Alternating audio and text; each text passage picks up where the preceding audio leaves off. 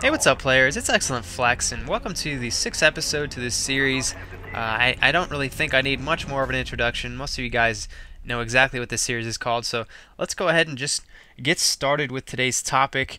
It's a really cool one, I think, and it's actually, to me, this is one of the things that if you could choose any one of these topics that I go over in these, in this series, this is definitely one of the ones to incorporate in your life because it's really cool if you can master it. And what it is I like to call it mind control. You can call it whatever you want, but basically, when I say mind control, I'm implying having control over your emotions. And I know that sounds like an easy thing in itself, but I'm gonna dig deep, and we're gonna get to the root of this. So, so what I mean is, excuse me, what I'm implying is, for instance, something happens to you, whether it makes you feel mad, sad, happy, whatever. You know, most people think that it's the action that makes them happy or sad. So, for instance, you get a brand new car, your parents buy you one, and you're extremely happy. So you're like, awesome, getting that brand new car made me happy. Or, for instance, you could say, this guy cut me off in the street, flipped me off, and he pissed me off. And so you could say that those two things made you either happy and the other one made you mad, right? So what I'm going to get at here is the key concept is when you I'll focus on on the second example, I guess. Someone cuts you off and you say, that guy cut me off, he flipped me off, he made me mad, right? So the key point is to look at he. In retrospect, whoever that person was, and this is just an example, of course, he didn't actually make you mad. He didn't really do anything. All he really did was cut you off, which I'm not saying was a good thing to do. I'm just saying that's all he really did was cut you off, flipped you off, and kept going on throughout his day, right? In theory, he didn't really in any way make you feel mad. What happened is you decided to get mad because of his actions. I guess you could say you let him make you mad, even though like I said, he didn't make you mad. And it's kind of like it's a weird concept. But what I'm trying to say is, nobody makes you mad, nobody makes you happy, nobody makes you sad, nobody makes you depressed.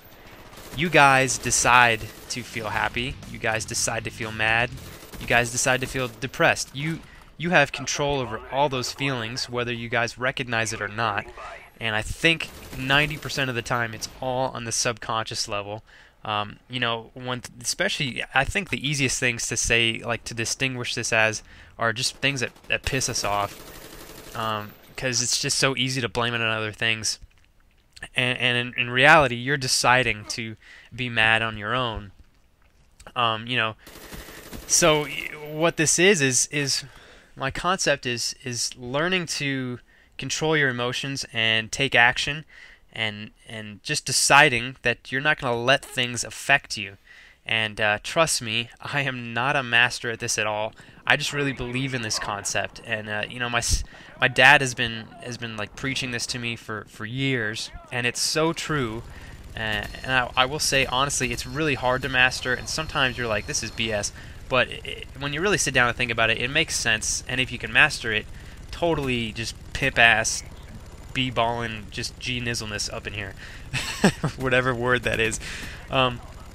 So if you guys can just recognize the ability to kind of like manipulate, or not manipulate, it's just taking control of like your thoughts. And if you guys can just recognize the fact that when something happens, you have that choice to decide how you feel. And it may not seem like it, but you really do. In all reality, it comes down to you. And like I said, we all make that split decision subconsciously. So it's not like we're sitting there going, oh, this guy cut me off, he flipped me off. I'm deciding to be pissed off at you. You don't say that. You just get pissed off, right? So the first step is obviously to like recognize this like mental dilemma that happens in your mind, and kind of just recognize it. And that's like the first step to everything.